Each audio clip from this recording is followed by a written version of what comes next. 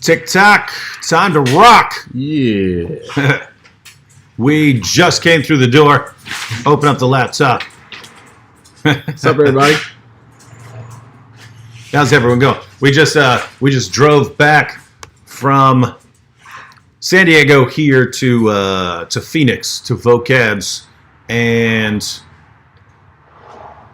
Vocab is the reason we are late. Turns out you shouldn't let Vocab drive on a road trip. That's all I'm saying. He's a fine driver, just horrible with directions. He gets caught up in the music and is not paying attention to the GPS and not paying attention when the GPS is freaking out, saying, "Hey, you missed your turn," and all this stuff. He'll just keep going, and all of a sudden I look at it and I go, "Dude, we're in the middle of nowhere, man."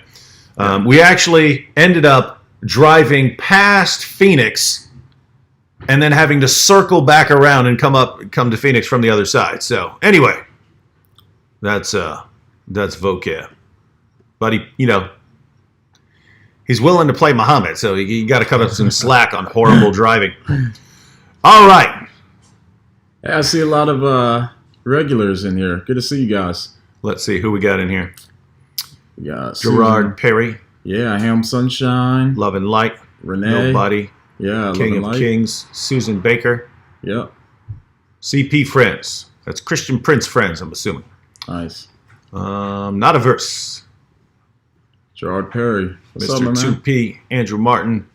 Carm. Najim says, do yourself self-destruction on the like button.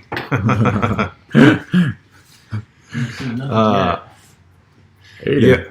Yeah, so, what, Aiden's on here? Yeah. Aiden, what's up, man? Oh, we love Aiden. Super late on the East Coast. Aiden's our buddy from Harlem. Yep. All right, so we got Vocab's actually getting our stuff in because, again, we just came through the door and we've been gone for several days. Oh, hey, here we go.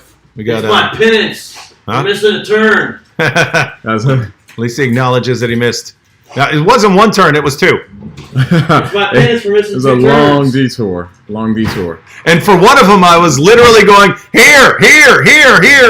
He's just, what? What? He thinks I'm joining in with the music, right? Like, here. Oh, yeah. Yeah, what? We got Islam critiqued here. Oh, what's up, man? Islam critique. Good to see you. We've got Islam critique. I'm assuming most of you are subscribed to his channel. If you're not, go subscribe because he's putting out some dope stuff. All right. Well, yeah, we wanted to go live because basically today is when I was freed from YouTube jail. So YouTube last week banned me for hate speech for making fun of the KKK and Muhammad's claims that line up with the KKK. And they apparently, just no matter how hard you try, they just do not understand making fun of something versus claiming something yourself, right? Now, so, because think about it, right? We've got the KKK character who sounds like a complete idiot the entire video. The KKK is identified as a white supremacist hate group at the very beginning of the video. He says stupid, moronic things the entire time and gets blown up in the end by accident. And so, obviously, anything that he is saying is not us saying it. We're making fun of it, right? We're making fun of what he's saying. So, there are basically two possibilities here. When YouTube blocks me for hate speech, by the way, they don't tell you what you said, right? They just say hate speech in this video.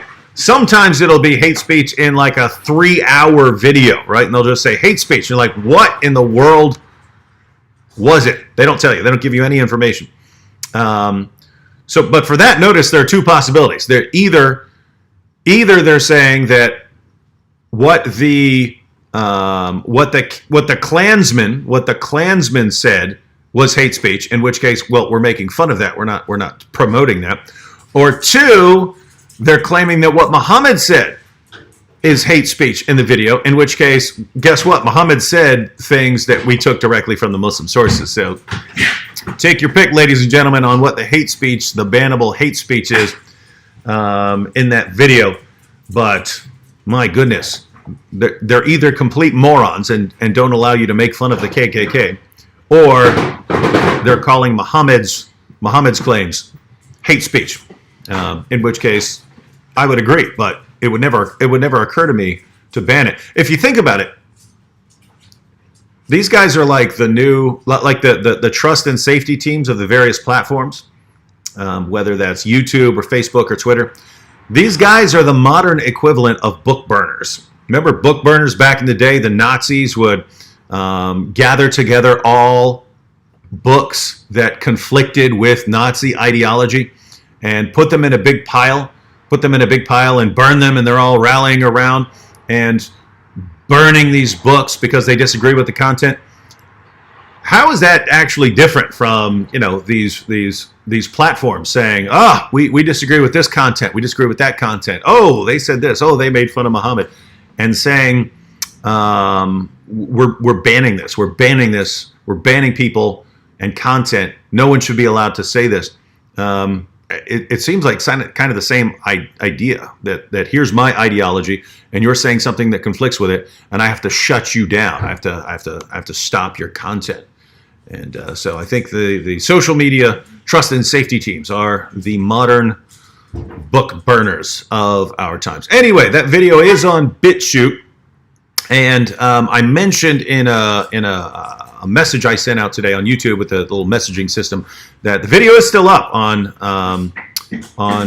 Wyatt's channel, so you can actually go still watch it there. He actually starts off in the little description box saying, "Hey, YouTube, this is satire. Do you not get it?" So maybe that's why it's still up. But I'd be interested in seeing whether it actually stays up. I hope it does, because then, I could just, if it stays up and they don't ban him for hate speech for posting the exact same video that they banned on my channel for hate speech, then I can actually put his video in the playlist, in the Boom Boom Room playlist, so that when people are watching through the playlist, they can actually still see it. All right, so John, how you doing? Yeah. Oh, you can't just be sitting there the entire time. Yeah, I know. No, I'm just reading the comments, reading from my phone because I can't see on the screen. But what's up, people? It's good to see so many. Are you blind? You can't see on the screen? Yeah, I am almost blind. Yeah. Hey, check this out. First and last says, hello, David, John, and Vocab. What's up, Vocab? What up, Vocab? Said congrats on the 400,000 subs. Yeah, I would have posted something about that, but I was banned by YouTube for hate speech. Yeah. For making fun of the Ku Klux Klan and a bunch of dumb things Muhammad said. So wait, when we started recording, you were almost you were at about 150K or something like that, because you weren't at 200. I remember you were getting closer to 200 when we recorded that video with Anthony Rogers and Vocab, that skit on my channel. And then, yeah. But yeah, hey, looks like Mike Wingerling's in the house. Mike Winger. Mike Winger? Yeah. Hey, what's going on, bro? Hold on. You tell him what? Hey, I encourage everybody to go to Mike Winger's channel and subscribe. And also make sure that you watch his most popular video. It's very powerful. Informative. It's called something on Jehovah's Witness, how to talk to Jehovah's Witness at your front door. He loves that video too. Yeah. Don't be distracted by his haircut or what he's wearing or the skits or anything like that. It's just a fantastic video, and I encourage everyone needs to watch it on YouTube. But yeah, so yeah, we had a long drive. Go ahead. Aiden says, how was it? I'm assuming he's talking about, because this was from a few minutes ago. I'm assuming he's talking about the conference. Yeah. Yep. It was dope. I flew into Phoenix, and then we drove down to San Diego all together. They picked me up from the airport, and then we all just drove down. That was on Tuesday, and tonight we just drove back. But the conference was fun, man. We got to see a lot of familiar people. Got to hang out with a lot of people. There's a lot of YouTubers there, so we started kind of plotting some stuff for the future. Oh, we're plotting. we're plotting. And it's kind of two groups. One, wherever we go now, any conference we go to, we have all kinds of people coming up to us saying, hey, I want to get on YouTube, I want to start a channel and stuff like that, and how do I do that, and what advice do you have? And so we sit there trying to give them tips on how to get started, and things like that. The other thing is, the conference is you have a bunch of other YouTubers, right? So again, we're there with Inspiring Philosophy and Mike Winger, Tim Stratton, Jorge. He's the social media guy for Frank Turek, us, several others, and we're IP. Do you say IP? Yeah, I mentioned IP. Okay. And so anyway, there are a bunch of us there, and 1 Minute Apologist Bobby Conway. Oh yeah, of course. And Tim, who's the tech guy for Bobby Conway, and basically we were sitting down and plotting because a lot of time us YouTubers were kind of like have a Rambo mentality. We'll go take on everyone ourselves and stuff like that. And for years I just did videos sitting in front of my bookshelf, and that's all I did. Never occurred to me to work with anyone else. But turns out works better if you got a plan and people are working together. So we're working towards an online Islamic empire here in the near future. Online Islamic empire? Yeah, that's what you said. Islamic. As far as what I'm focused on, that's me. That is that's Islam Critiqued here. Yeah, I was gonna say, yeah. Islam Critiqued. And as far as the rest of the guys, yeah, you guys can have your empire of atheism. And what else is there? Culture. We need someone dealing with the cults. Yeah, culture. The culture. That's you. You're the culture guy. Yeah, whatever's going on. Hey, Robbie, what's up, brother? I keep seeing you on there. Robbie's one of my friends back at home. Good to see you on here, man. Yeah, you guys. What do you guys? You guys can send us some questions too if you guys want to do a little Q&A. Yeah. So we got a couple of things. Oh, we're going to once Vocab's done. He's putting some frozen pizzas in the oven right now, but we ran into some Hebrew Israelites on our way back here. We're going back home, and Vocab's like, hey, their school is over by here. Let's go over there. So we went over their school, and we couldn't figure out if we were in the right place. So I was like, Vocab, get out and go look and see if this is the actual place. So he gets out, and bam, 2 Hebrew Israelites are walking right there, and they see him. They immediately knew who he was. And anyway, we'll talk about that in a few minutes. Are you talking about it now? I'm ready. Are you ready? Yeah. And hang on, let me answer this because I just pulled it up. Right. But Isaiah said, when will you do a live stream and talk philosophy with Inspiring Philosophy? That'll actually be soon because we talked about it. We talked about it there, and he gave me some possible topics that we could bring up. But yeah, I'm thinking in the next week or two with IP. So all right, want to sit down real quick? No, I'm cool right here. No, man, come back. I need some water. Oh, okay. I put water in the freezer for you. And in the freezer, there's a water bottle. All right, so John, we gotta tell the story together. Yeah.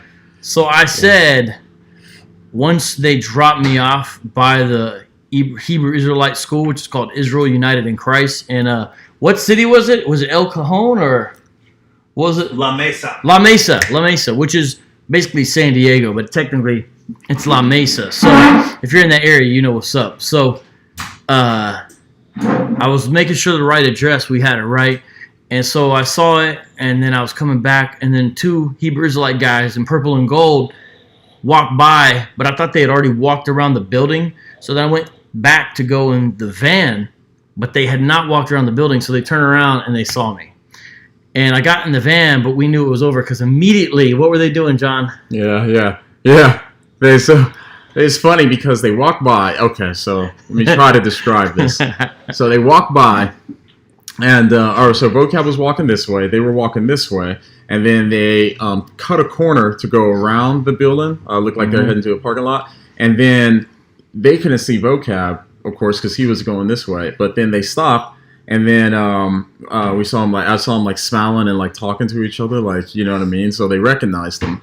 And then Vocab came back, and then they were still stopped there. And then they, so we were turning because we were headed to go eat. So we went around the corner, and then we saw them. They were on their phones and stuff like this, trying to, or they were on their phones. Part of their protocols. As soon as they see me, they have to call their higher ups. And so we were like, well, they're freaked out now because they were acting like skittish right away.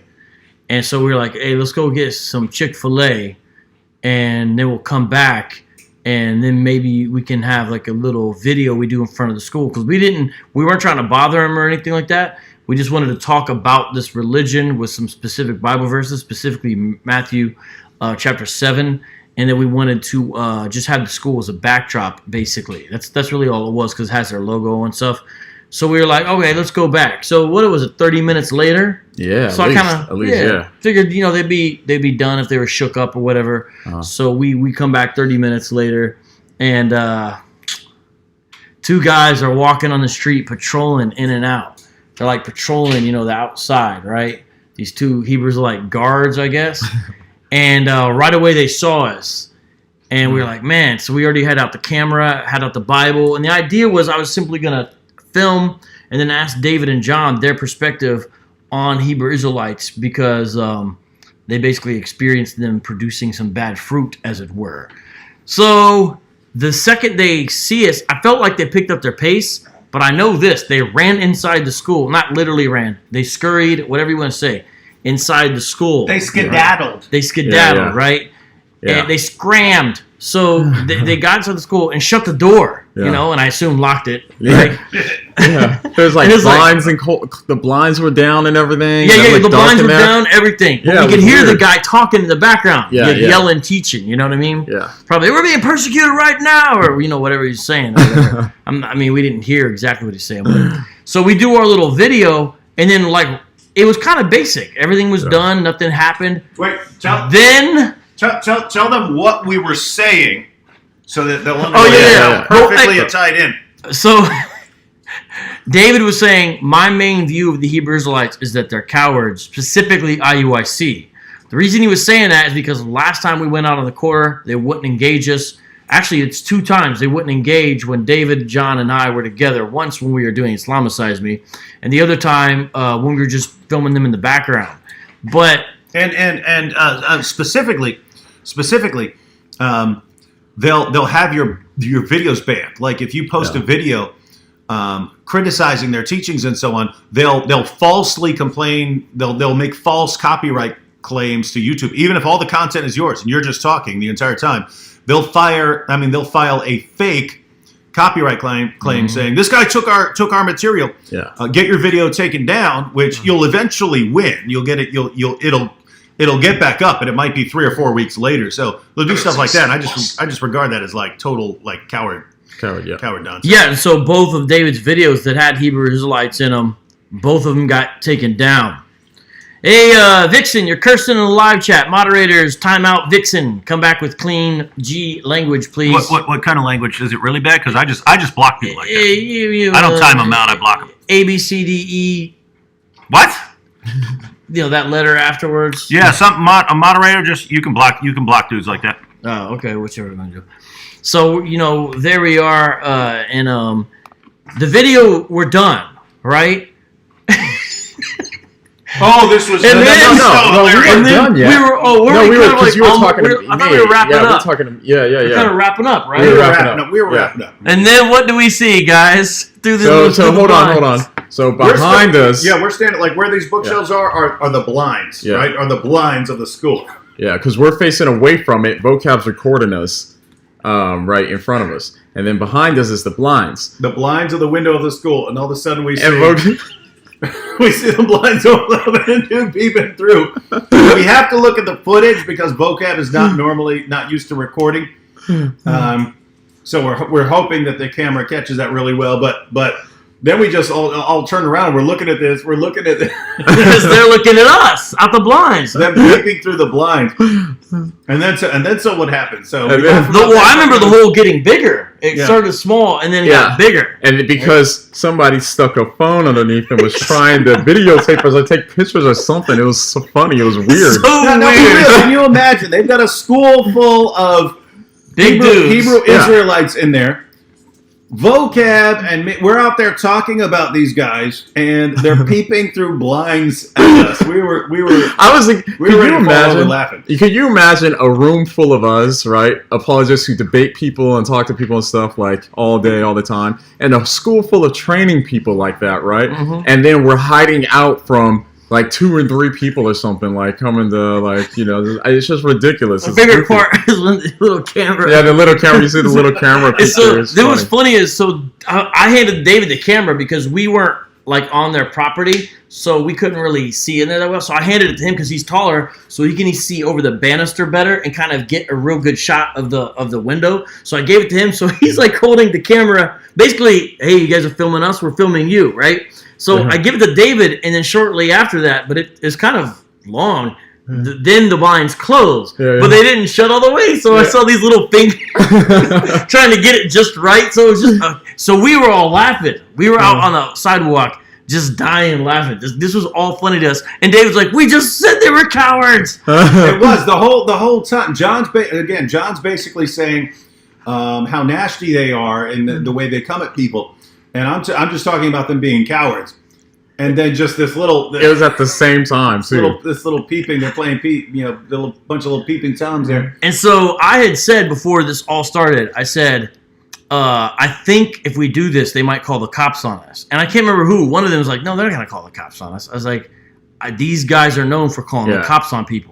And so sometimes we say IUIC stands for Israel United and Cops. And that's ridiculous, though, right? Yeah. Because like, why do they call it? They try to silence anybody who like even says anything about them in a light that they don't like. So, but yet they're on the street. They try to get the videos banned. They, called the cops on you before, right? Not this group, but this group. No, IUIC, but not this same location. You're right. Oh, Phoenix. Yeah.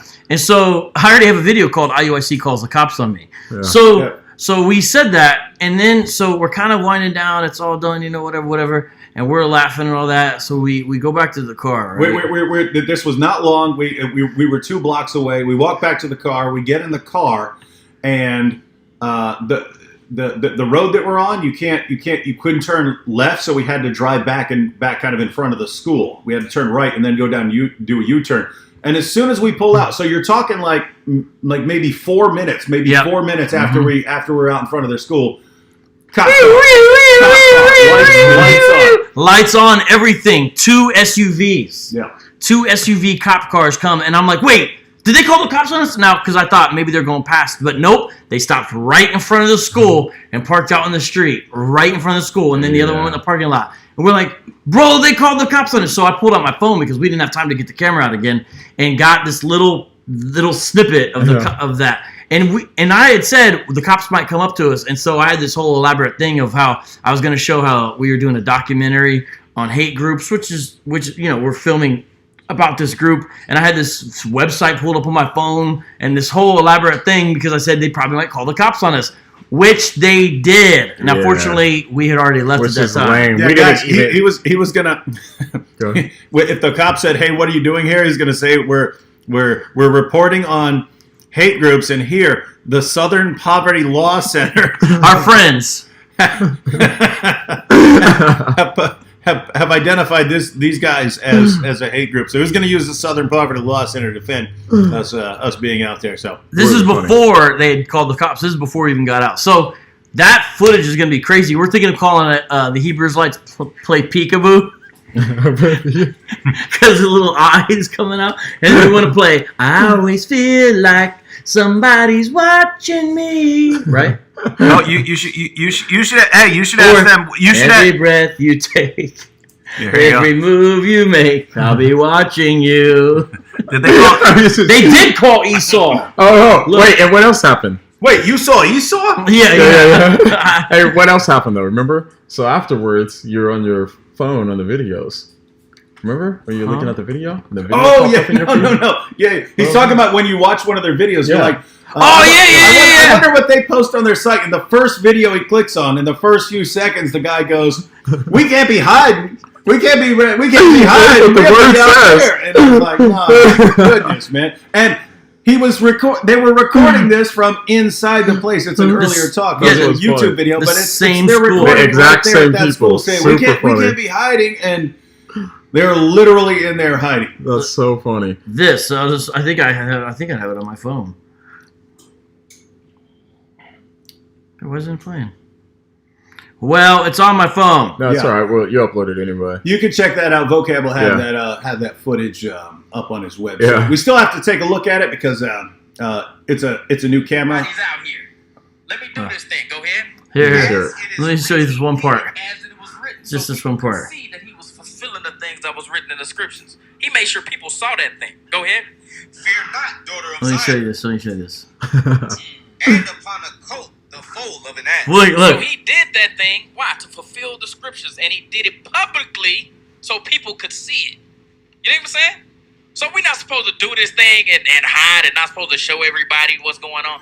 Nah, the scriptures say you will see your teachers before you. You know what I'm saying? That's what's happening. Go to What? Hey, watch me get a copyright strike. No, I know exactly. I was thinking that. They played 10 seconds of our video. They're always calling for help, Cowards, right? a bunch of cowards. Yeah, man. YouTube, save us! Please save us! Hey, guys, what songs do you think for the video? Because I was thinking, Who are we gonna call? Esau. Jumping Like a Monkey suggested Private Eyes Are Watching You. I was thinking when we walked away, I was like, John, how did you not start singing? How did you not start singing? I always feel like somebody's watching me.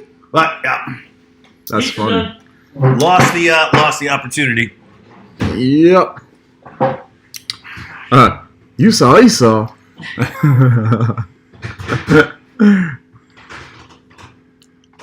See, it says if your channel gets deleted, how can we find you? Oh yeah, who said that? How far That's back is that? That's brand new, son. Yeah, right there. All right, so Sarthak asks a good question. If my channel's deleted, how can I find you? Couple things. One, I do have a backup channel on a different platform. That's on BitChute.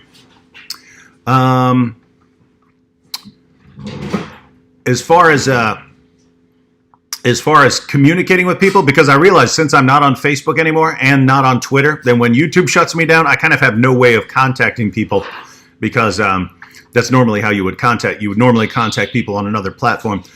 And I don't have a ton of people yet following me on BitChute. So as far as the people who are on YouTube, I just have no way of contacting them. So one thing I'm going to do is make a...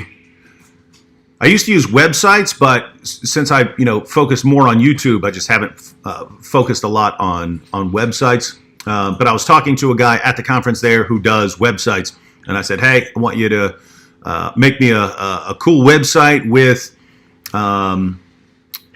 something on there where people can sign up for a mailing list.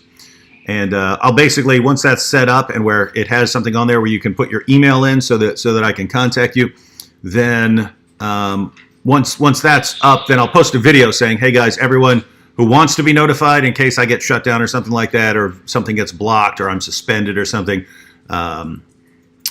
if you want to be notified about that, then go and put your email in there, and that way I'll be able to contact people.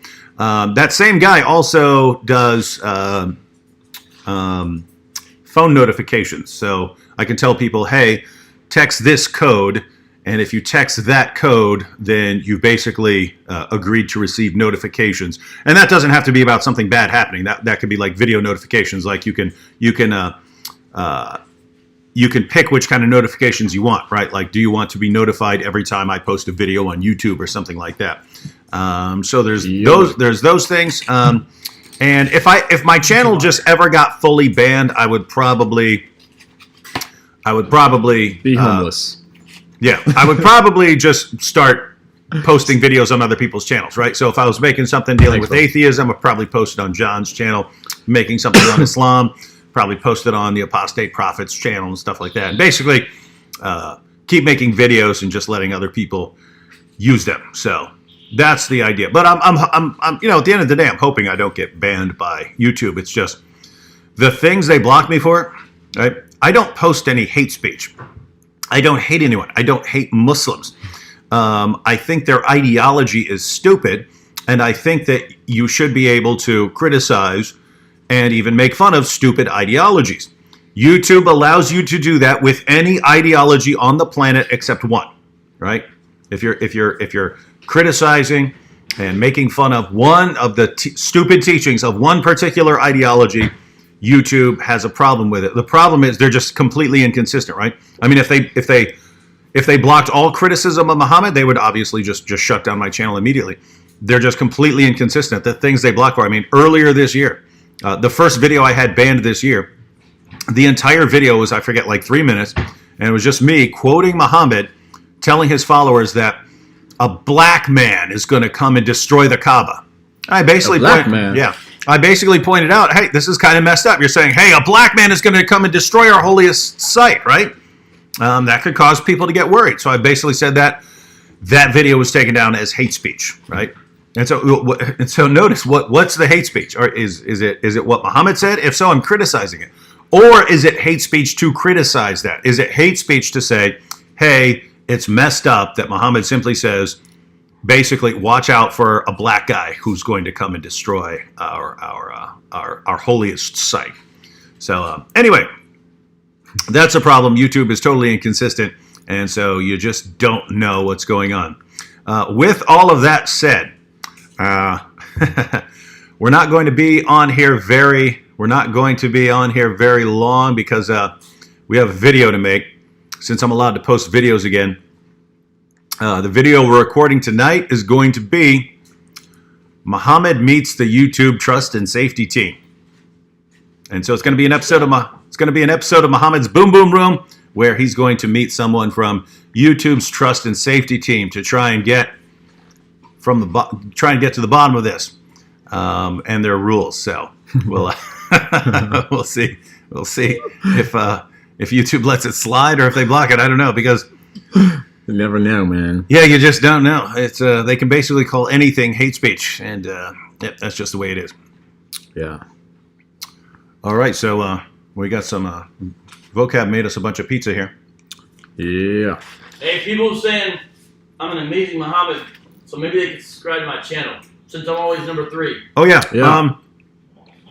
For those of you, hey, I just mentioned that, if I ever get fully banned, I'll just be posting stuff on other people's channels. One of the channels I'll be posting up is Vocab Malone's. And then Vocab will get banned. Now,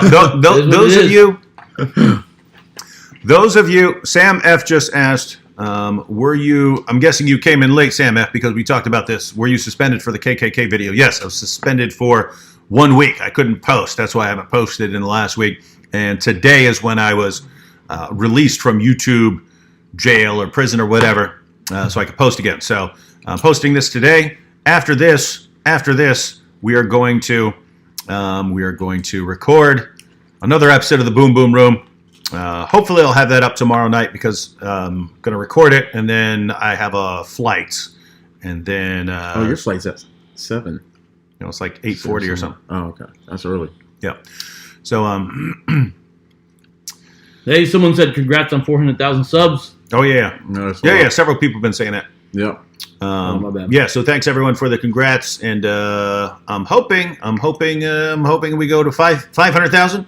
Hoping we go to 6, 7, 8, 9, and I would love to be a YouTube channel that breaks 1 million. And based on the stuff we were discussing on the trip, if YouTube does not shut us down, I believe we're going to have several million-plus subscriber Christian apologetics channels on YouTube. Yeah. Vocab just mentioned his channel. The link to his channel is in the description box. If you're watching this live stream, I assume you like watching live streams. Some people don't, right? Some people prefer short videos, 4-minute videos, 8-minute videos, 10-minute videos, things like that. They don't like watching. Live streams. But Vocab focuses primarily on live streams. He does other kinds of videos and stuff. He does historical videos and videos where he goes and basically shows up and challenges Hebrew Israelites to discuss various topics and so on. But he regularly live streams either by himself, where he'll be discussing a topic, teaching on a topic, or have a guest on with him. So if you like live streams, the link to Vocab's channel is in the description box. And awesome channel. And come on, guys, it's Vocab. This is Vocab from Islamicize Me. This is Vocab who plays Muhammad. Yeah. I mean, think about it. Who in this world is living a more dangerous life right now than a guy who regularly rolls up on Black Hebrew Israelites, challenging them? Because keep in mind, some of the guys are actually pretty nice, right? We've run into guys who are pretty nice. Some of them will kill you. Some of them will kill you. And one of the guys that John and Vocab were talking to, we actually mentioned this in the video we were just recording. One of the guys from the group, the local group that John and Vocab were talking to, they talked to him and he got very angry and so on. But later, this is the guy you may be familiar with in Phoenix who killed his family. He killed his family because they weren't. He didn't think they were going to be devout enough in following the law. Wasn't that it? He accused his wife. He accused his wife of adultery with no evidence, and then killed the kids because they were crying because they said the Bible says don't mourn for the wicked dead. Right. Which it doesn't really say that exactly like that. Yeah. So anyway, that sounds like a real winner there. Anyway, this is the guy. These are the guys that Vocab's messing with, right? So the point is, again, you have a lot of Hebrew Israelites that you could sit down and talk with, and you're going to disagree with them, but you can disagree peacefully with them. You have others that will kill you, and Vocab is the one who keeps poking the hornet's nest there.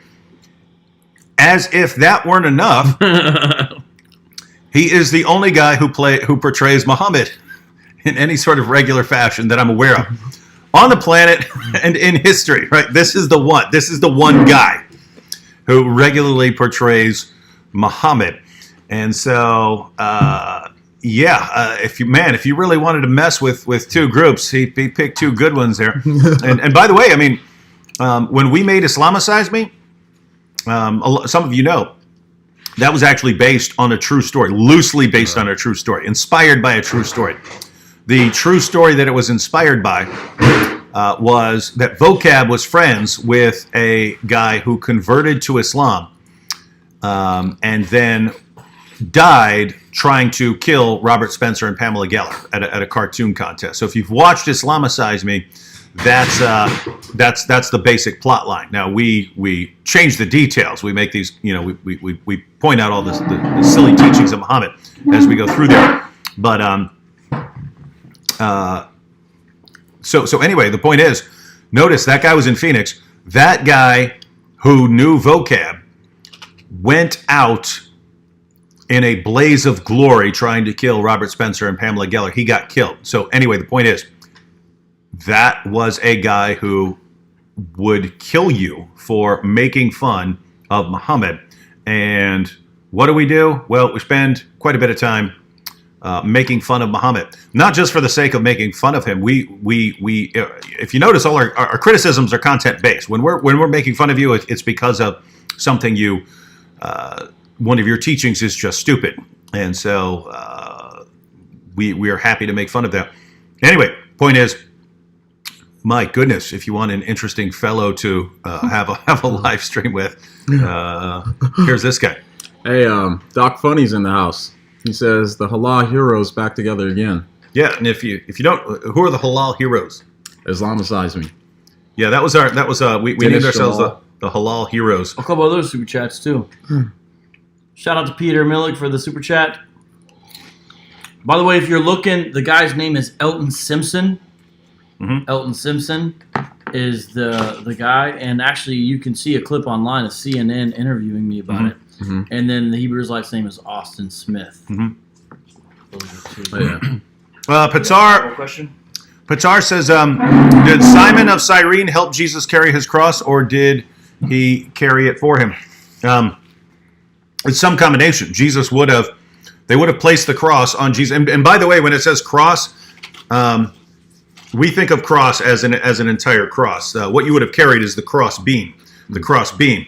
There would have been some sort of post or a tree even, and so you would carry the cross beam to the place of crucifixion, and then would be placed on a tree, forming what we think of as a cross. So what would have happened was that Jesus would have, after he'd been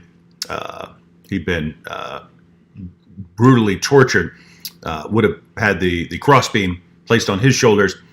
Jesus would have eventually fallen over and been helped by Simon of Cyrene, and so something along those lines. Real quick, let me add to that. The reason why some people ask that is because they see Matthew's account, which says that they pressed Simon of Cyrene into service to bear the cross. That's Matthew 27, 31, 32. Then there's Mark's account, which is Mark 15, 20 through 21, which says Simon of Cyrene to bear the cross, same thing. Then Luke's account, Luke 23, 26, and it says, place on him the cross to carry behind Jesus, speaking of Simon of Cyrene.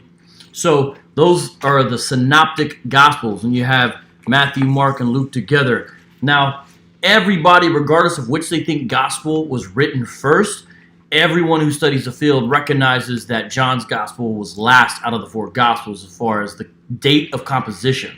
So the point is, John would have had access, liberal, conservative, and everybody in between, New Testament scholars agree, John would have had access to Matthew, Mark, Luke's account, the synoptic gospels, as well as who knows what oral traditions. Not only that, but if he is John the disciple, which I believe he was, actually eyewitness, because he's the only disciple who stuck around. So the reason why some people ask that is because they sometimes go to John 19:17, which I have in front of me, which says, they took Jesus, therefore, and he went out bearing his own cross to the place called the place of a skull, which is called in Hebrew Golgotha. The main thing to recognize there is, it does not say Jesus bore his cross alone. It's the main thing. History, you include certain details and leave out others, so it's a combination thereof. It does not say, though, that he was alone. It does not say Jesus bore his cross alone. So this does not eliminate Simon assisting. This is something John's not really including in his account. Yo, Gibson 254 says, I love Sam Shamoon's channel, especially when he schools people in the comment section. It's so hilarious. Yeah, That's he goes at he him. argues with his Sam goes at him. Sam's, sounds crazy. Is he coming over? Maybe. Oh. I don't know. Is he? Let me text him. Cool. Sam is good at schooling people. Speaking, the comment right above Patar's comment here is from God. My goodness, come on, what are you doing, man? He said, "What made Jesus become a god? Can Jesus create soil?" Johannes 2:2017. My God and your God. This verse destroys the Trinity. Only if you completely ignore the entire rest of the Gospel of John. The Gospel of John is a book that begins by declaring that Jesus is God and yet is also distinct from another person in the Godhead. Jesus. So anyway, if you just think about the very beginning of the Gospel of John, in the beginning was the Word was with God. So there's a distinction between the Word and God, and the Word was God. So that should clue you in that you're getting to some deep theology here. And then later, you in the opening chapter, you have and the Word became flesh and dwelt among us. So this is the incarnation. This is if you read the chapter 2 of Philippians, we call this the kenosis. This is when God enters into creation and limits himself in various ways so that he can be a human being living among us. And so if you're saying God can't do that, I just don't know what kind of God you believe in. If God wants to enter into creation and do that, can he do it? I would certainly say yes. But what you have here is now you have Jesus with a physical body. And Jesus with a physical body, is he going to, if he's the incarnate Son, the incarnate Word, is he going to become an atheist? Or is he going to continue his relationship that he's had for all eternity with the Father? I would say he would continue that. But if he's actually entered into creation and has a human nature now, how is he going to continue that relationship? Well, he would continue that relationship through prayer. And so we see Jesus praying.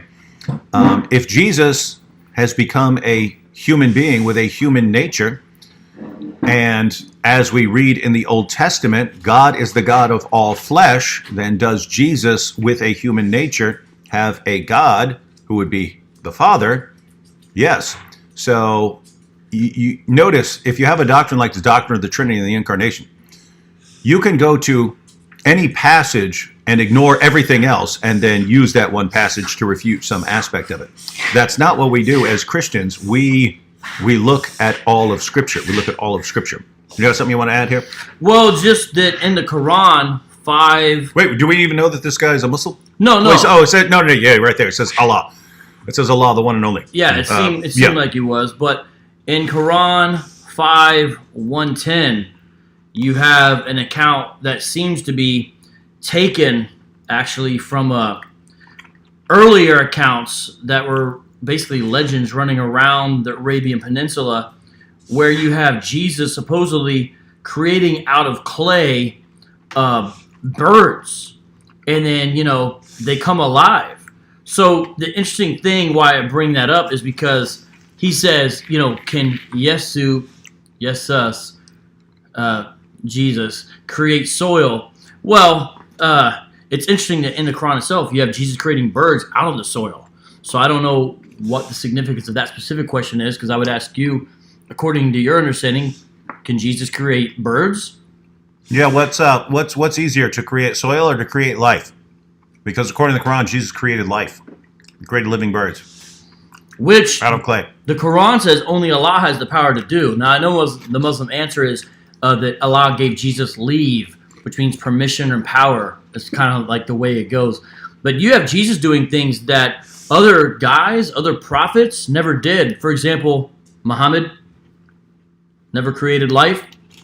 Am I missing something? So, who's greater? I go with Jesus every time. Mm-hmm. And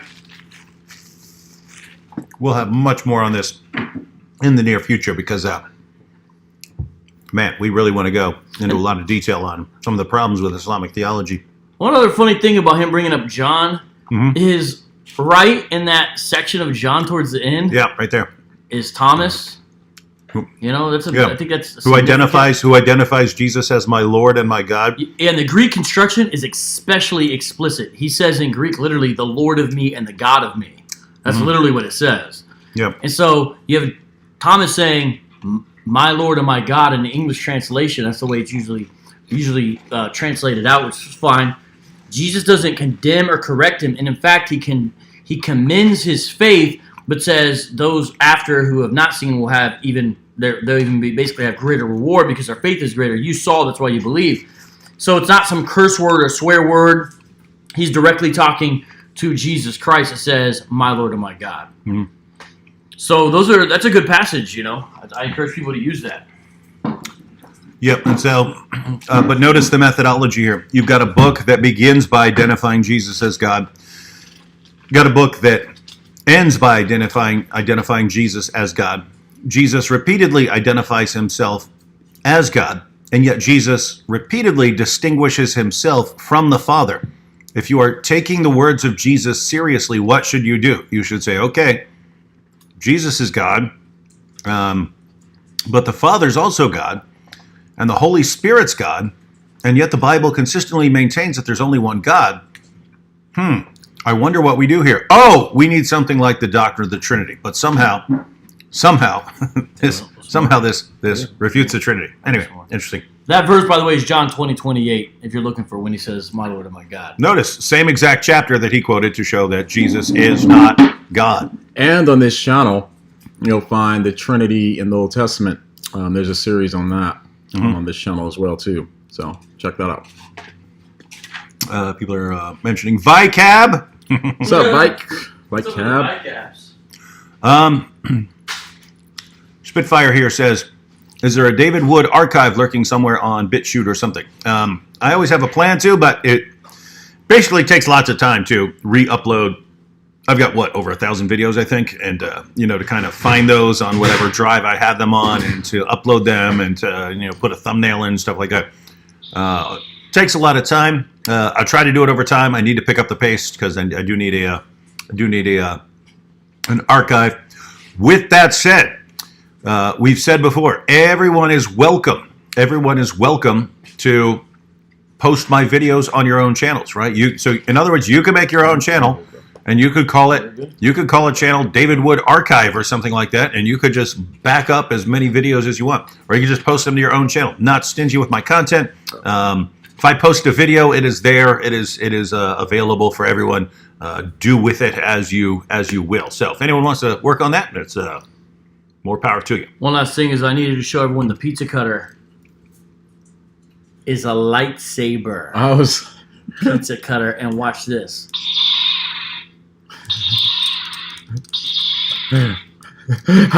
So Vocab has toilet seats that are Star Wars toilet seats too. I noticed that when I went to. Yep, that's right.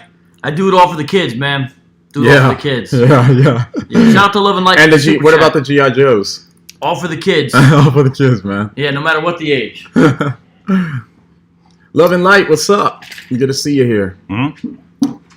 Love your work in Christ, brothers. No one can stop you. No YouTube, no nothing. And by the way, that is how I feel, right? There are lots of people, it'll be the end of the world if YouTube, shut you down. That'll just be the end of you. I don't think it is. One, I would probably focus on some other things. I'd probably, finally finish a book or something like that. Again, I'd post for other people's channels, post on other platforms. But basically, if YouTube gets to the point where they're just banning people, then people are probably going to start looking around for an alternative to YouTube, right? Yeah. They can ban one person here, one person there, but if they just start, banning, just everyone who disagrees with them, then they're going to be like IUIC. Mm-hmm. All right. Yeah.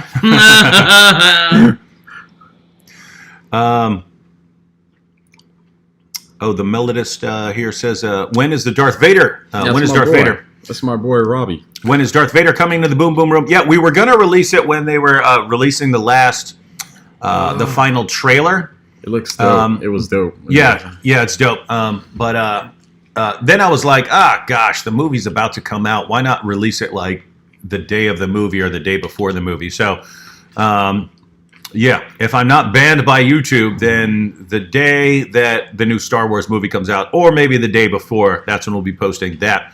But we have several. We have several that we've recorded already and haven't posted yet. I have Muhammad Meets Moses. Haven't posted that.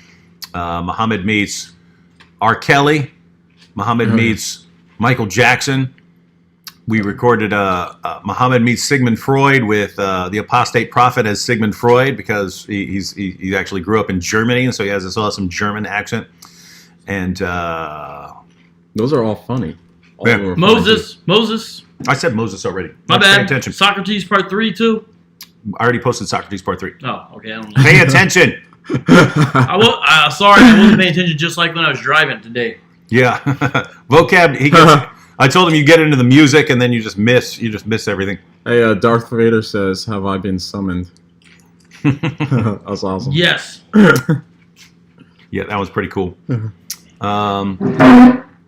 People are coming in late here.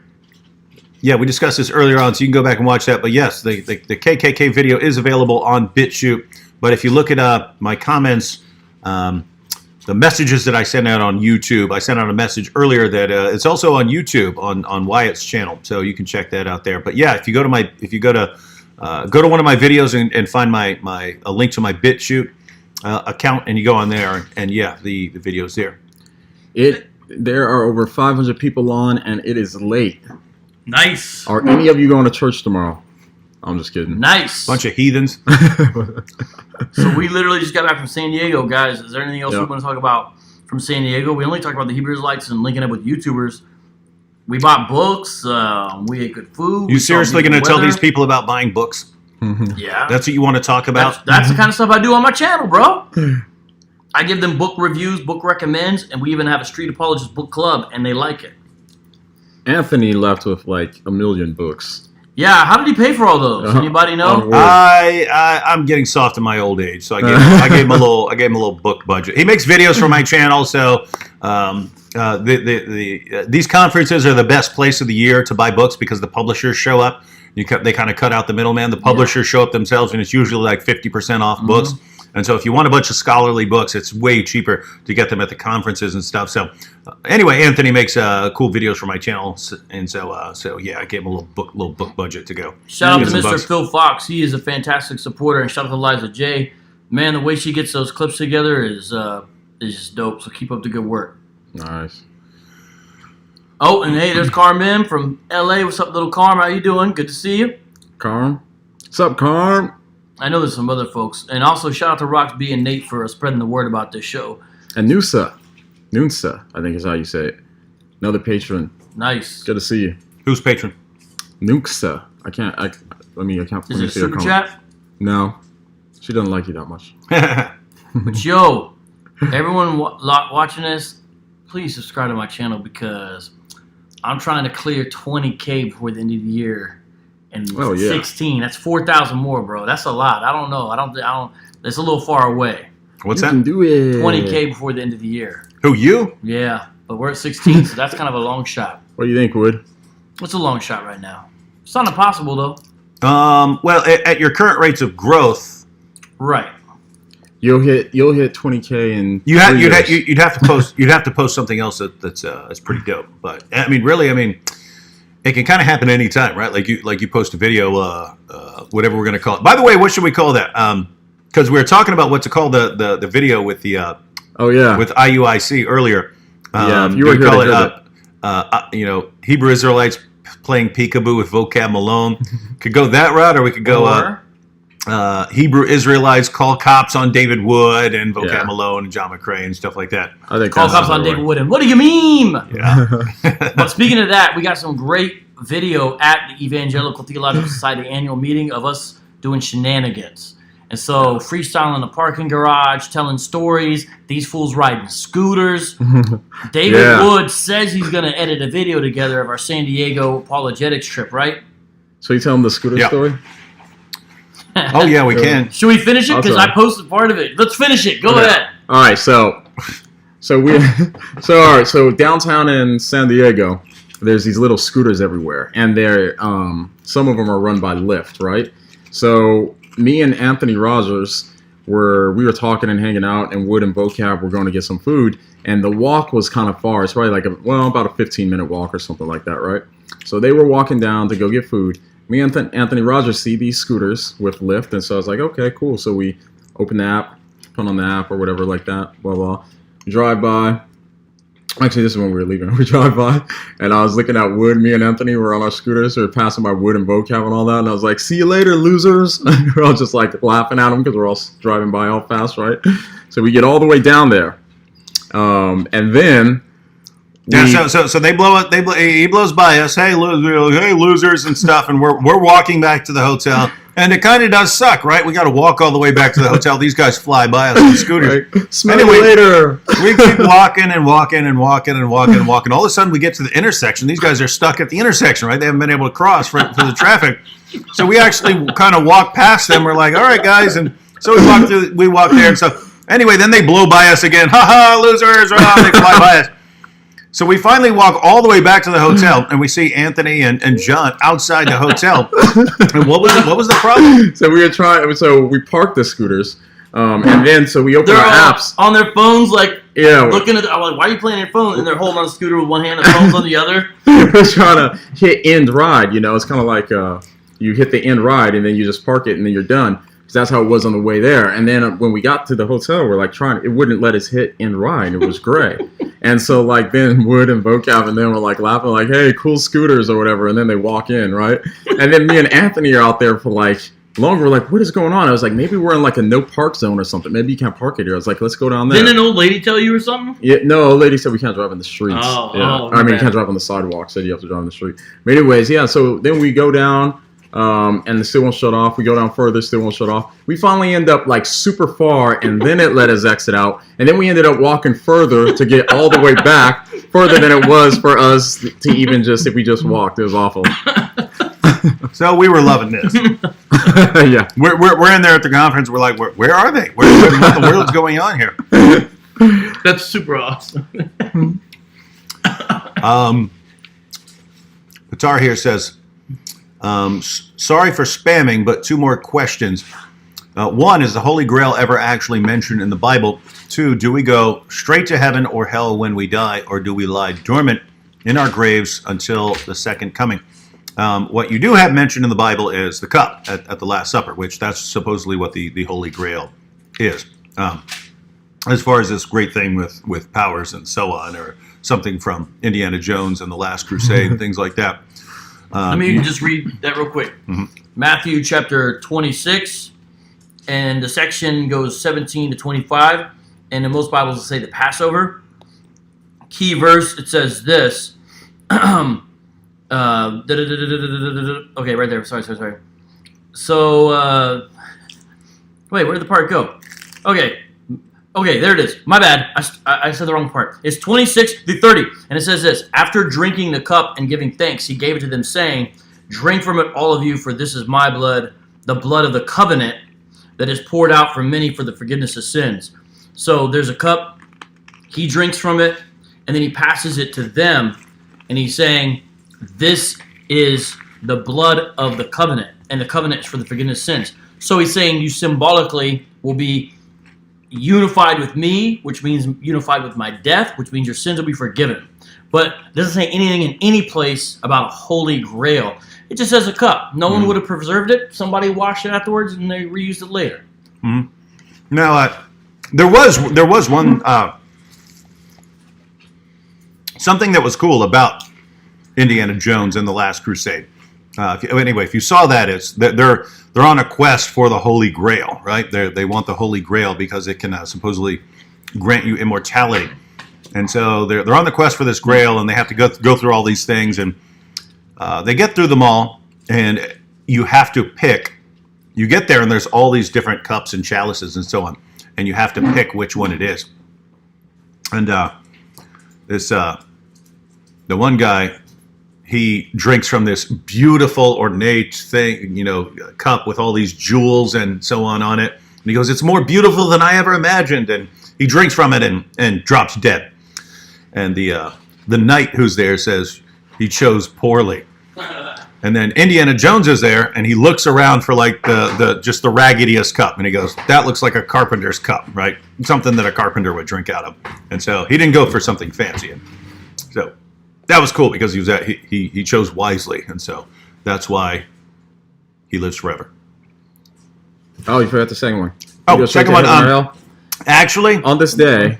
Actually, if you guys want to answer this, you can. But okay. Sam is a master of this topic, so I would actually say I've heard Sam go through this, but Pitar, Sam, wait till Sam's on a live stream with me, or go to one of Sam's live streams. He's been live streaming almost every day, except when he's traveling, but he's been live streaming almost every day.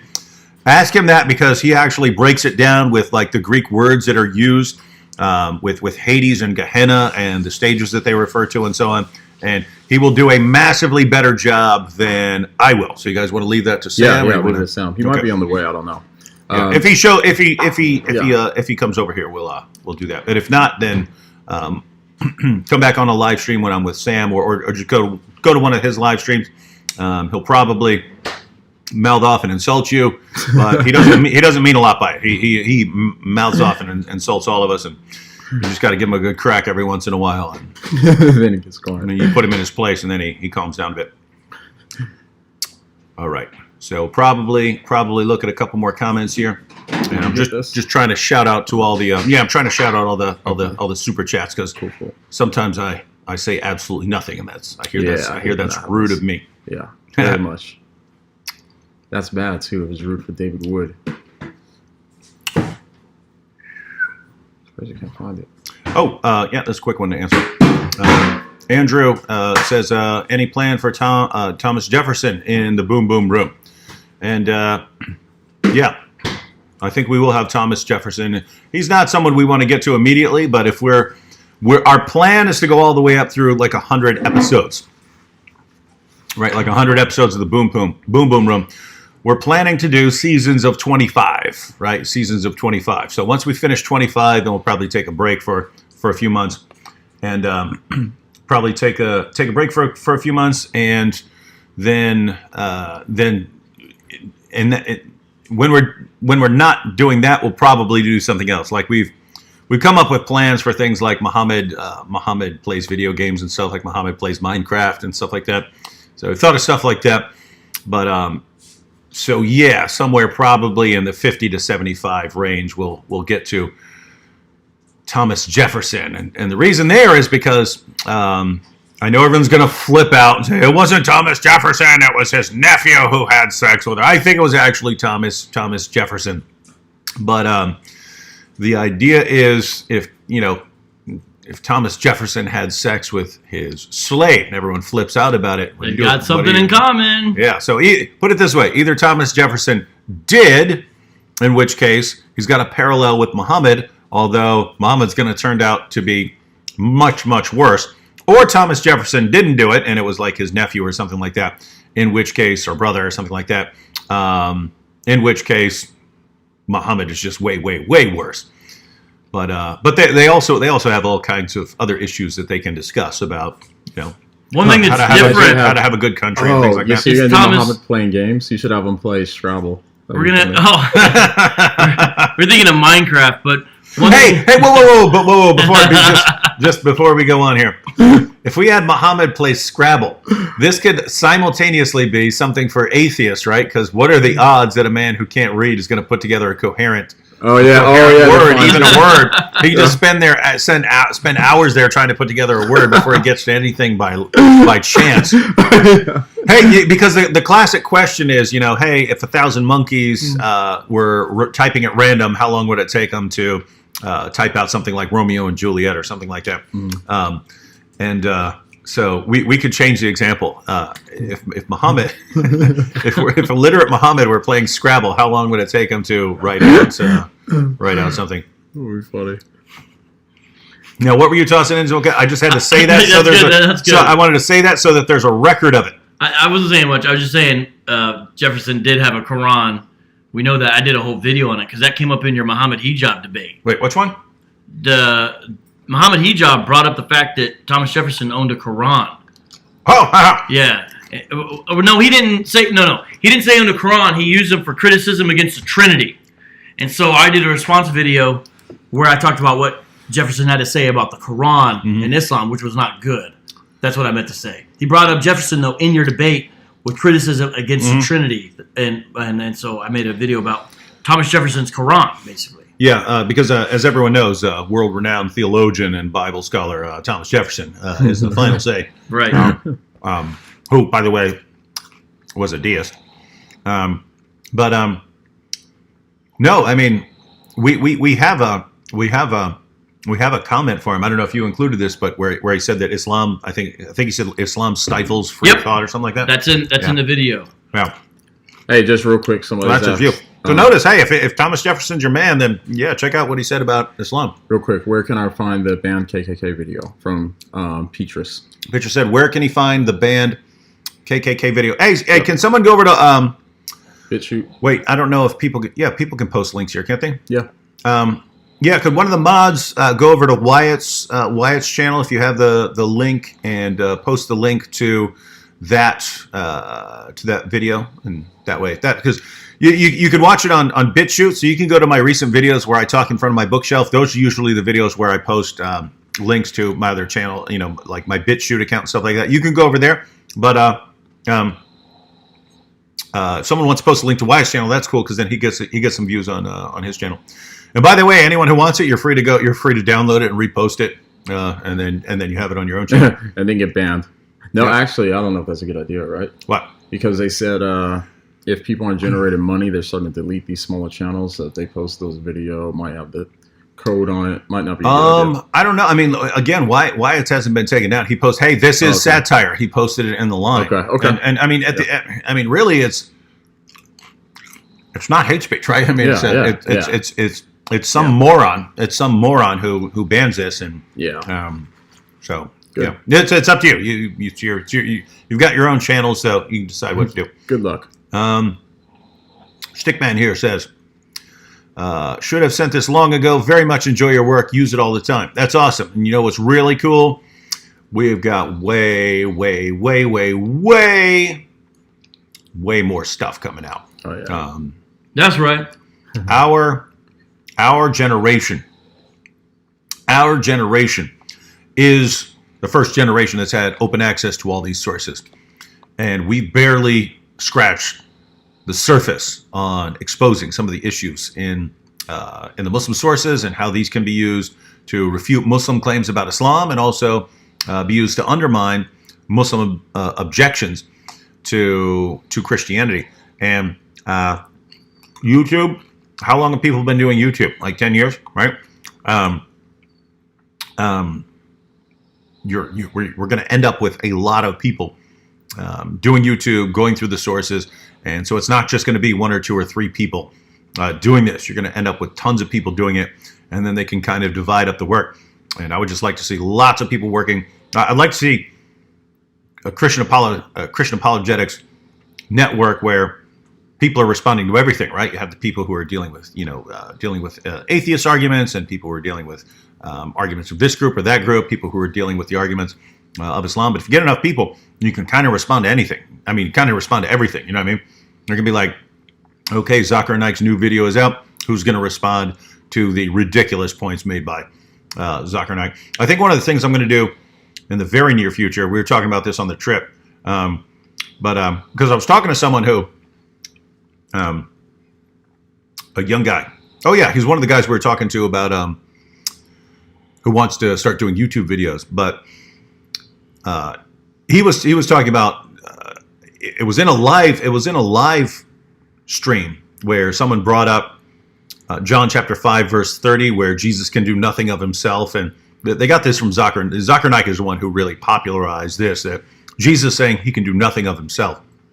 That refutes the deity of Christ. And so anyway, and it was in a live stream that actually went through John chapter 5 to show what Jesus is actually saying there, what he says in context.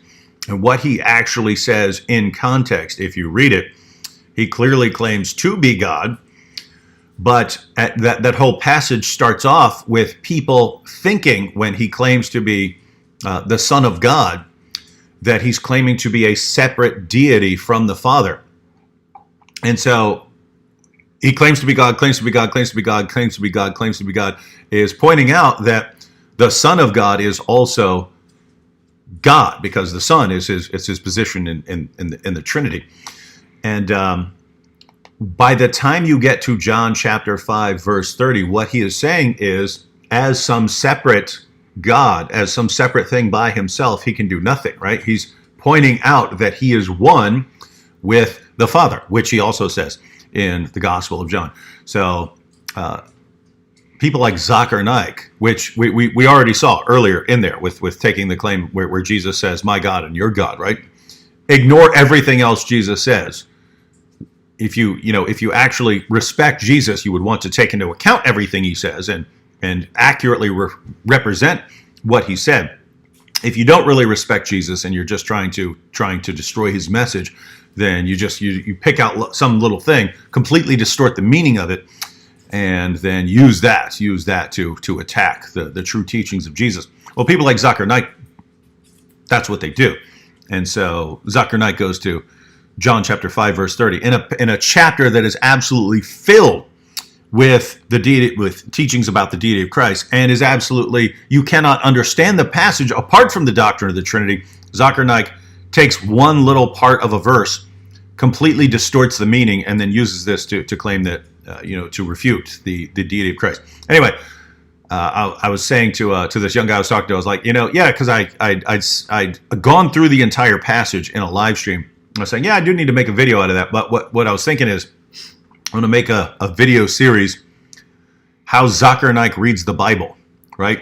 And how Zakir Naik would read the Bible, it would have that little part is still there, and everything else in the entire chapter is like crossed out with a Sharpie. And so all that's left is that little part. And this is how Zakir Naik reads the Bible, and that's how he encourages his followers to read the Bible. And what's the problem here? Well, that's just intellectually dishonest. 1. 2, you would never allow us to read the Quran like that, right? The main response, no matter what we say about the Quran, the first response is, but in context, the command to fight people and so on. In context, that means something else. So in context, the claim that you can beat your wives, that means something completely different, right? Their favorite defense is the context defense. somehow they get to the Bible and everything they've ever said about context just goes out the window, and it's let's completely destroy the context of every single passage we go to. So anyway, I think I'll probably get to something like that. What's up? I gotta be up in a couple hours for the airport, so Just stay up. no, I'm Sleep on the plane. I'm fading fast, bro. I'm fading. So hey, Week. go ahead. What? Oh, that's what you're saying. No, Something. go ahead. I was just gonna say, hey, good to see everybody on here. Love you all. And I will see you next time around. I've got some stuff planned too for the people that are subbed to my channel. I got some stuff planned out that's going to come out this week. I'm excited about. So anyways, good to see you all, and good night to you all. And Good night. good night to you guys. You got any final words for them? Well, just like a quick question, I guess. What do you mean? You didn't see that coming, did you? No, you totally caught them off. You totally caught them off guard. All right, hey, yeah, I'm gonna. Are you guys gonna be up? Nah, I'm about to get off here too, I think. You- Second, right? We're gonna have to get off here in a Probably get second. ready But, for a skit. Okay. yeah, but if you get out of the way, the vocab can sit down. Yeah. And take a few more Sounds good. questions. And show everyone what I got David for a celebration of his 400,000 videos. Oh, that's Check it good. out. One punch. When I got it, he said, "No one ever gets me gifts." People hand me money, but don't give me gifts. Which I'm not complaining. I'm not complaining about that. The people who do get me gifts usually get me some dumb thing that oh, look at this great shirt. And I don't like that shirt and stuff like that. So anyway, my mother-in-law will get me a present. It'll be like, she knows I read a lot, so she'll get me a book, but it'll be like the last book on the planet that I would ever think of reading. It's just something she saw like in Costco. And so she'll just, oh, look, here's a book. And she'll get it, for me. And yeah. So anyway, Liza says, I have all your videos uploaded. You have all of them up. You mean uploaded or downloaded? Downloaded is when you take it off the internet and store it somewhere. Uploaded is where you put it up there. You have all them uploaded somewhere, like on a channel. You say, I'm going to create a BitChute channel, 100% for your content. Yeah, tell me what you mean. If you meant you have them downloaded, so you have them stored somewhere, and you're going to upload them. If you already have them uploaded to some channel, yeah, let people know where that is. And if not, yeah, then let us know when you have that material as a backup. I'll send people there. I'll tell people, hey, if you want my stuff, there's the backup. All right, so probably take a couple more questions, and then we have to get to. If you weren't around earlier, we mentioned that tonight we are recording Muhammad Meets the YouTube Trust and Safety Team, and the YouTube Trust and Safety Team is going to explain how they do things on the YouTube Trust and Safety Team, which is they're doing a pretty crap job. Yeah, as I pointed out earlier, these guys are the modern versions of book burners, banning content that they don't like. Zareda says, David Wood, how many have you led to Christ? I don't know. I don't count.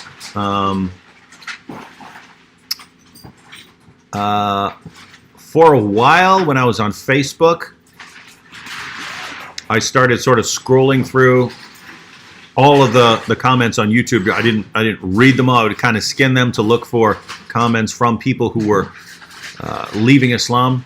And when I saw one, I would take a screenshot. I would take a screenshot and then share it on Facebook. I only did that for probably a month, but I was posting between 1 and 3 a day. So between 1 and 3 a day, and that doesn't mean those are the only people who were leaving Islam. Those are the people who were actually notifying me. But I was posting between 1 and 3 a day of people who were leaving Islam. Now, some of them left Islam and didn't become Christians. They might become, they might just not know what to believe or something like that. But most of them have become Christians. But that was extraordinarily time consuming going through the tons of YouTube comments that I get every day. So. So I stopped doing that, but you can go to. I posted some of those, by the way. I posted some of those comments, so you can go to, if you type in "leaving Islam," Act 17 apologetics, leaving Islam. I think I've posted. I posted several videos where I actually go through some of the comments of people who were leaving Islam, or leaving Islam and then converting to Christianity. So you can check out some of those. But yes, I don't know how many, and I may not know until I'm somewhere much cooler. What are you laughing at? Just funny. Oh yeah, Liza also pointed out Sam Shamoun's channel is Shamunian. Shamunian. Now keep in mind, Sam is a total hothead. He does not get along with human beings in general. But the key to actually sort of getting along with Sam is to view him as partly mentally insane. That is how I view him. I view him as someone who has mental health problems. And so when he when he says something crazy, I don't think, oh, here's something I need to really get upset about. I think, here's something a crazy person said. With that said, the guy has brain powers that no one else I've ever met had, and it allows him to be absolutely phenomenal Bible teacher. And his recall of passages in the Quran and the Bible and the Hadith and so on is unparalleled. So awesome teacher. But I'm pointing this out because if I'm sending you over to his channel and you go over there, you'll see him you'll see him flip out on us. He doesn't mean anything by it. He points out that it's sort of a cultural thing among Assyrians, right? He says basically that they're quick to flip out on people, but they're also quick to forgive, right? They don't hold grudges for a long time. So that's a good summary of Sam Shamoun. But if you want some deep lessons on in Bible studies, then yeah, go to Sam Shamoun. So anyway, the channel's here. If you want to go to Sam's live stream, then his channel is Shamunian. I have links to Vocab and Jon's channels in the description box, so be sure to subscribe to those. Stickman says, how can we download your videos? There's free downloaders on YouTube you're allowed to use, like y2mate.com, for example. Yeah, I use programs that I buy. Like I use one called Joxta that you buy it, but then once you turn on Joxta, any video you're watching, it will download it. So you don't keep it on. It's basically, hey, I know I want to download this video, so you turn it on and then you start the video, and it automatically downloads the video. But if you just do a Google search for how to download YouTube videos, there are all kinds of online programs, and they'll usually say, take the link of the video, get the link of the video, and then go insert it here, and then click, and then it will ask you, what file size you want to download it, and so on. So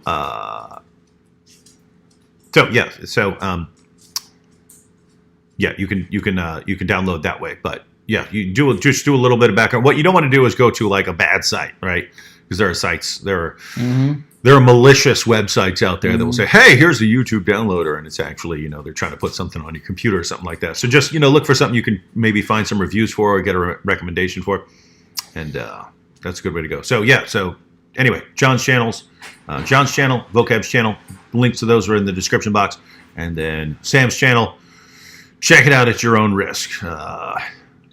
But smart dude. And again, just think of him as a little insane when he flips out and blocks you over disagreeing with him about something like that. And then you're good. Sam Sophie's in here saying Calabria over Sicily. Sam Sophie, that's the toe. You're the toe. Why are you bragging about being the toe? That makes no sense at all. That's all I got to say. What? Because he's saying the toe of Italy is down there, right? On the tip of the boot. Uh-huh. He's over here saying Calabria over Sicily, which is the island, right? But I'm just saying he's a toe. So I don't know why he's saying that. You ever seen Sam Shamoun's toes? Yeah, remember when we were doing Islamicize Me and he was the sheikh? He had no shoes on. Did you see? You see his sideways, his side. Yeah, and he was showing us the it's weird. Apparently, there are people in the world. He's not the only one, but he has 4 normal toes, and then his pinky toe is flat. Right? It looks like it's been horribly mashed, and it's sideways. It's a sideways flat toe, and so he has those on both feet. But apparently, it runs in certain people around the world. So. Anyway, maybe that's a source of his brain power. his strange toes. It's so funny that You don't know how stuff is related genetically? Here I am talking about southern Italy, and this guy brings up Sam Shamoon's toes. You brought up. It could be worse. You were calling him the toe. Yeah, You were yeah. calling it the toe, Well, it and is I the was toe. just talking about Sam Right. Shamoon. It could be worse. We could be talking about Alex's hairy chest. We had a beach house in San Diego, right? Yeah, I actually found out this is Bobby Conway, the 1 minute apologist. He's like, let's rent a beach house. I'm like, what? We can't afford that. But it turned out to be, Cheaper. thanks to Airbnb, it's actually, if you have a bunch of people, right, who are going to be getting hotel rooms, actually significantly cheaper to get a beach house for basically the price of one hotel room. You get an entire house, and then we had like 8 or 9 people all staying at the beach house. And then it became a hangout spot. We had Mike Winger and Aspiring Philosophy come over too. But there's one guy, our friend, who was a Frenchman, who insisted on running around the house with his hairy chest. Yeah. Dude. We had a fun trip. It was a blessing. We had a fun trip. But the reason why we went to this, so everyone knows, in San Diego, there's a couple of reasons. But one of the reasons is apologists aren't the frontline scholars in most instances. In most instances, the apologist is gaining the knowledge and information from frontline scholars. When I mean that, I mean it's people who read a lot of times multiple languages. They're going in various primary sources. They're uncovering new research. Usually the apologist is learning from them. A lot of scholars aren't the best communicators or popularizers, but they're good at what they do, which is being academic and learning stuff. So we go to these conferences to learn from them, then to bring the information to you. So we get the books, we hear from them directly, we make connections with them, then to you. The other big reason is to connect with the other YouTubers there, because there's a group of YouTubers and the other apologists there, because there's also apologists there who aren't really YouTubers as well. So trip was dope. We had fun in the beach house too. It's pretty wild. Hey, Sam, check out the comment I got. Sam just texted us haters. He texted haters. Yeah, so guys, if you're subscribed to Sam's channel, make sure you unsubscribe. He just called us haters, and that is unacceptable. shout out to Sam. He got me a book at ETS. Sam got you something? Yeah, he got me the Dictionary of Messianic Prophecy. It's really dope, and he got the author to sign it. Really cool. That's pretty cool. Yeah, shout out to Sam. That's cool that he did something nice for anyone. That was a good look. Firefox Head says, release the boom booms every 2 weeks, otherwise withdrawals won't be nice. Our initial plan was to release one per week, and we've actually we've been recording enough to do that. Sometimes I just get sick of the editing, because the editing turns out to be like a 2-day process. So we'll do the recording, but then it's another 2 days to get all the editing right. I assume that there are some that are easy, but if it's requiring any sort of special effects or putting the sources together to put the sources on the screen, it ends up taking a lot of time. And then so anyway, I'll just keep putting it off until 2 weeks goes by and stuff like that, and then I'll eventually do it. But yeah, the plan was one a week. I think one every other week would be more realistic, but we are still planning on doing seasons of 25. Do you know about this? How can Sakari claim that David is perfect, since David obviously sinned? Yes, David definitely sinned. Do you know about their claim that David is perfect? The world in 80 days, I don't know about them claiming that, because we've actually criticized Hebrew Israelites, Sakari's Hebrew Israelite group, for believing that David, his person, is reincarnated as Jesus Christ. They think Solomon. We've criticized Sakari for saying that Solomon and Adam are like in Jesus, not David, I'm sorry. And so we've criticized them because we say you have imperfect people who are incarnated in Jesus, so that means Jesus, he can't be sinless. With David, I've never heard them say that David was sinless. I'm not sure I've never heard that, but it's interesting to hear it. Yeah, so if you'd like a response to that, go ahead and find a clip where they're saying that and send it to Vocab, and then Vocab, he can just go ahead and do a video about that. Yeah, I can find out about that, because I do know this around the world. Sakari believes that David, if they follow One West legends, David got reincarnated as a man named Mashah. Mashah was a leader of the old school back in Harlem, and he had his own separate group later on, and it was called House of David because supposedly Mashah was actually supposed to be David reincarnated. And Mashah definitely wasn't perfect, and even a lot of the groups recognize that. So I don't know. I haven't heard this claim. I don't know. Mm-hmm. Yeah. So again, find a clip of that if you like a response from Vocab, and he'd probably make you. If they do say that, then that's an easy video to respond to. Shout out to D New. Go ahead, guys, and block the Flat Earther, because that Flat Earth Bible or whoever it is, I asked them to not come in my channel and just talk about the Flat Earth all the time. I don't mind if they're Flat Earth or they believe that or if it's relevant. Yeah, but all they do is talk about Flat Earth, so they be blocked. They're doing it again now. Yeah, pretty much anyone who comes in with something like that and just tries to drive everything off topic, then yeah, you can block people like that. They might have been blocked already because we're back. We're doing some old. We're still pretty far back. Oh, shout out to Warrior Woman too, and Andrew. I don't know if you saw a bunch of times somebody was saying that they love you in Pakistan. That's true. I think Pakistanis love me more than anyone else. All right. No, they do. Pakistanis and Indians. I could see that. And then Copts. So Pakistanis and Indians are probably equal. Then Copts. Then lots of other Arab Christians. By the time you get to Americans, you guys are cool, but lots of Americans think I'm way too mean. Well, he says the cops love him, but you know who loves the cops? IUIC. Different kind of cops. But, so anyway, when it comes to criticizing Islam, Pakistanis and Indians know that I'm right on the money. Shout out to Gerard Perry from Brooklyn. Yeah, I'm gonna try and zoom through this to see if we can catch anything else here. But basically, we're gonna have to go out, or we're not gonna have time to make this video. Yeah, before I have to leave. We do gotta get out of here. You gotta show me how to make your comments so big like that. My comments are always small type. I don't know. When I try to enlarge them, it doesn't let me do it. No, on the screen. I know how to do it in the box. There? Yeah. You don't know how to do that? No. Then you're brainless. You mean like that? You just grab onto it. See? Huh. I only knew about this clip. I didn't know about that side clip. See?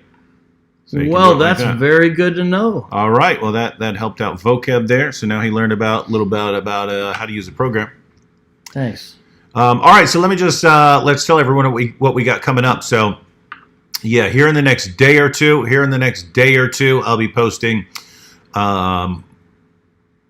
Muhammad meets the YouTube Trust and Safety Team. After that, I'll have one or two videos that I've been wanting to get to coming up. I did record some videos with a couple different Christian apologists out at the conference. I'll probably post those. I took a clip from Michael Brown there. Dr. Michael Brown was there, and I asked him how can Christians love our Jewish friends and neighbors, and so got an awesome response from Michael Brown. And then Abdul Murray was there. Abdul Murray's an ex-Muslim, works with RZIM. I asked him how can Christians love our Muslim friends and neighbors, and so going to post videos like that. So I got some stuff like that. And then Friday, interestingly, a week ago, or almost a week ago, whenever that was, I did a live stream with the Apostate Prophet. And after the live stream, we were chatting, and he was like, "Hey, so much weird stuff in these Muslim sources. Isn't it weird that the passage about Muhammad running back to his Muhammad was out and he saw a beautiful woman, and it says he ran home to have sex with his wife after he was basically he was aroused by the beautiful woman." And I was like, yeah, I used that when I used to blog, but I don't think I've ever actually made a video about that. So I suggested to AP, I said, hey, we make videos, but we kind of make them in different ways. But what if we both make a video about that issue and we post it at the same time? So our plan is to post I'm going to make a video. We're not going to collaborate or anything. We're not discussing it ahead of time. We just know the issue. I'm going to make a video the way I make a video. He's going to make a video the way he makes a video, and we're going to post them at the same time and then sort of link them to each other. So at the end of my video, it'll say, hey, and go check out the Apostates Prophets video, and his will say vice versa.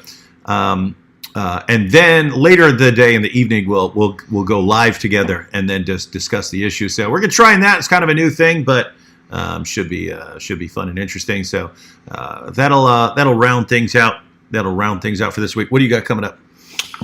Well, I'm going to do a video, actually. I'm still looking into the news report, but it looks like there was a subway car, and there was a Jewish person in this car, and there was a Hebrew Israelite in this car, and apparently the Hebrew Israelite was insulting and accosting the Jewish person, as they're wont to do.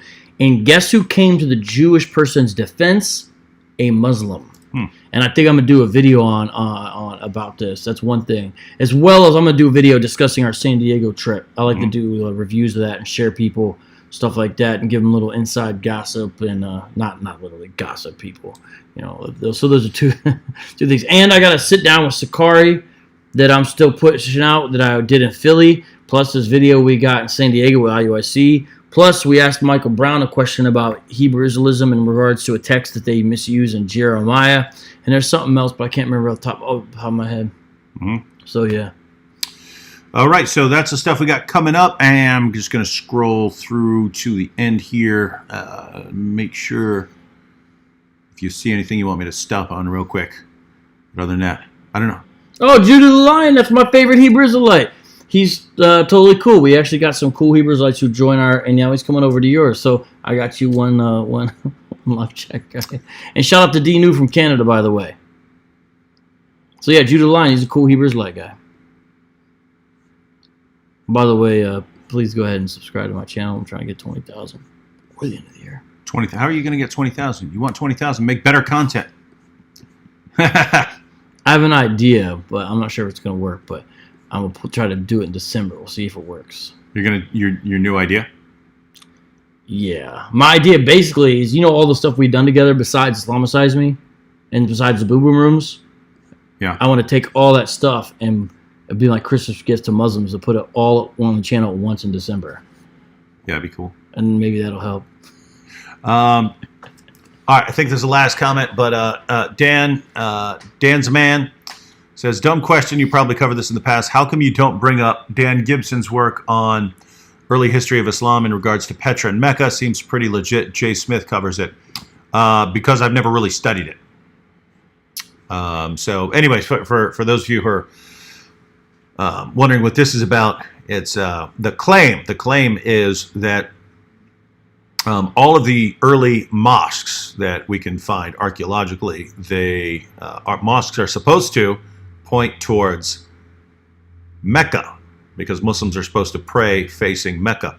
And the claim is, I say the claim because I haven't actually studied the directions and actually done the maps and so on. The claim is that the early mosques don't face Mecca; they face a different city called Petra. And so the idea is that someone has massively tampered with the history of Islam, and that Mecca wasn't the important city that it's believed to be by Muslims, that a Muslim leader just significantly rewrote the history of Islam. And so that's the claim. But yeah, Dan, most of the stuff I deal with in Islam is dealing with the Muslim sources. You have other guys who kind of deal with, archaeology or examining Muslim manuscripts and so. I'll probably get to it at some point, but I generally just don't talk about things. I generally don't talk about things that I don't study. It's like I get messages pretty much every day from Christians in India asking me to respond to Hinduism. And I don't study Hinduism, so I'm not going to talk about Hinduism because I probably say a bunch of wrong things. So it's just a matter of I just haven't studied that issue, and basically we've got other people who have studied it, so I let them talk about it. But yeah, it might be interesting to investigate at some point. Shout out to Michelle Marie. She's super faithful, super down. I see you in there. All right, guys, we're gonna wrap it up. We're gonna wrap it up and work on this video. Muhammad meets the YouTube trust and safety team. Sounds like it's going to be a winner. I wonder if it's going to be hate speech because they're criticizing the YouTube trust and safety team. You said wrap it up. Are we actually going to wrap? Oh, you want to wrap it up? You guys want Vocab to rap when we wrap it up here? Vocab can freestyle. Hey, guys, tell us what you want Vocab to freestyle about. Oh, no. What's up, Nate? Hey, Nate. Oh, they're asking if you're going to be at Doctor for the Block, February. Yeah, I'll be there, right? Isn't that the plan? That is a plan. And Gibson254 says when you will be live with Islam Critique. Yeah, where is I'm assuming he left because he probably hasn't been sitting here the entire time. But yeah, I'm planning on starting to go live a bunch here in the near future. So yeah, I'll probably be going live. I'm going to go live with Inspiring Philosophy. I'm going to go live with Apostate Prophets. And yeah, I'll definitely want to go live with Islam Critique. Oh, you know they have a new Adidas shoe collection that's all Star Wars themed? I just saw it online when we were sitting here. It looks super dope. Wow. It reminds me, I wish we had time tonight to watch the 3rd episode of The Mandalorian. Yeah. Have you guys seen that? It's freaking epic. Yeah. All right. Well, yeah, I'm not even a Star Wars nerd, but like vocab, but yeah, it was pretty good, pretty decent show. All right, let's do it. All right, did we get any topics for you to rap about? Or you just Epstein. Vocab freestyle about Epstein. All right. Hang on. Let's see if anyone else said anything else. Freestyle about the conference. All right, let's try. I'll just have to see these. Rap it Kanye West at Joel Osteen's church. Yes, freestyle vocab Malone. Vocab give thanks for mechanized farming, lasers, and walking on the moon. Okay. Star Wars shoes. Oh, yeah, Adidas Star Wars collection. They're super expensive. yeah. They fly. I don't know if he was just commenting because you just said it, or if he was saying that you should. Yeah. You should. Oh, we got a second request to freestyle about the San Diego trip. Okay, I won't be able to remember all these. You're going to have to go back through these, or they have to say them again. Yeah. You don't have to. You don't have to get. You have to remember. You don't have to get to all of those. I can if I see them. I need to visually. Okay. So you definitely had the conference, and then you had the Epstein dude, Kanye at Joel Osteen's church, and there were a couple more. But yeah, if you get to any three of those, I think you're doing pretty good. All right. All right, ready? Ready for beat? Yep. You good? Ready, everyone? All right, we're wrapping up with this, and then we're cutting it off, and we're making videos. All right. Oh. What? Oh, go. I was ready to go. Oh, he said, "Oh, like I gotta see this." All right, ready? Yeah.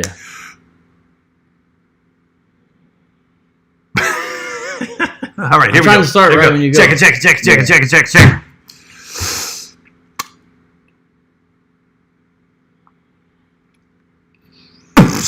Don't want to choke like Epstein.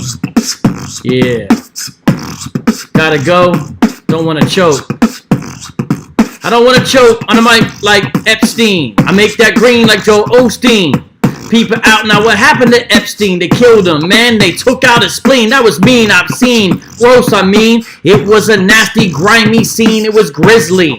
He didn't choke. They killed him, yo. That was no joke. Check it. It was not a hanging. It was like some pedophile gang banging. Oh, what am I saying? I don't know. But they was slinging Kim, killing him. He's a villain. Peep it out now. What he did to children. That was nasty. If you ask me, not classy.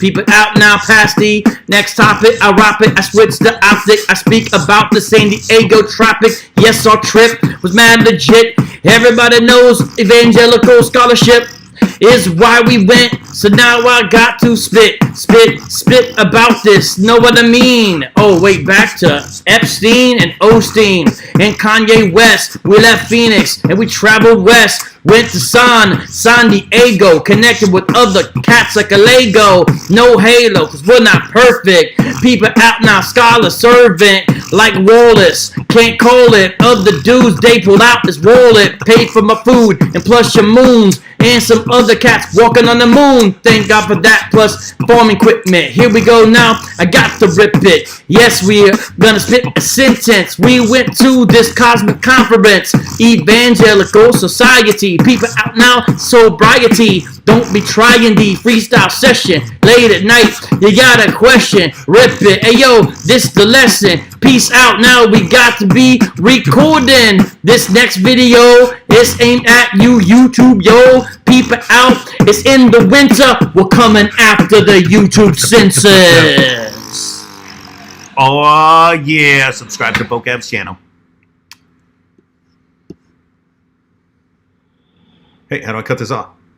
Well, duh. You should know how to do your own video. It's on the right side. It used to be right there. Oh, okay, there it is. It was covered up by that thing. All right, catch y'all later. You can't. I get look at you. Help you learn how to use the equipment now. It's late.